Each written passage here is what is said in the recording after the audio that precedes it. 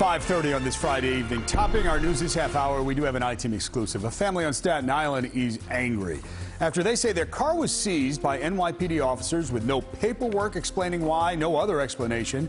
And they're asking, was it a case of racial profiling? Our investigative reporter Sarah Wallace has more on their story. I'm talking about this car because it's only being singled out his car. Jolyn Alvis took this cell phone video of her black Mercedes being towed on the orders of Staten Island cops because she says without evidence, no one would believe her story and her son's. Like if I didn't video this and I told a story, this would go away dismissed as I must be lying. They just see a young black kid in a nice car. It's just like he must be doing something wrong. This is Nick Adenikin's car. It's registered to his mom. Last weekend, Nick, who's home from college, says he legally parked the car on this block in the Great Kills neighborhood to go look for a friend. There's a bunch of cops on this house. My car was like around the block. Nick says when he came back, the same cops from the 122nd precinct were surrounding his car, and this female officer confronted him. He claims no one asked to see his license or registration. And she just turned her lights on and said, I can't get in my car. I asked, why can't I get in my car? She said, you're not the registered owner. Did they explain why they wanted to take the car? She didn't. She said, I asked her why. She said she couldn't tell me because it was under investigation and I'm not the registered owner. That's why I called my mom. She said, I'm doing an investigation. I said, it has nothing to do with my son. That I know. So what's the investigation about? She said, all I could tell you is it's guns, drugs, and a stabbing. Am I under arrest? Or am I a part of an investigation or something? It's my car. Am I part of an investigation? You can arrest me. Take me. She said I'm not under arrest. What are you investigating? And they had no right to take it.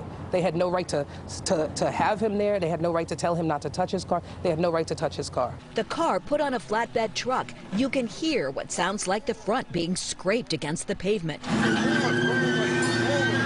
The family says they went to the 122nd precinct and waited several more hours, insisting they weren't leaving without the Mercedes. A detective finally led them to the car, the front with major damage. This is more cell phone video. Yo, wait a minute.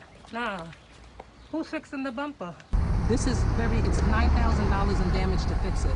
Nick says it was clear the car had been searched. He never gave anyone his keys. You could tell somebody had ran through my car trying to look for something or try and do something in it. Alva says she's been to the 122nd precinct 3 times in the past week to get a report and has run into one roadblock after another. She recorded her conversations. This is the scene because it was damaged here. There's not a voucher, there's no paperwork, there's nothing, there's no tow papers.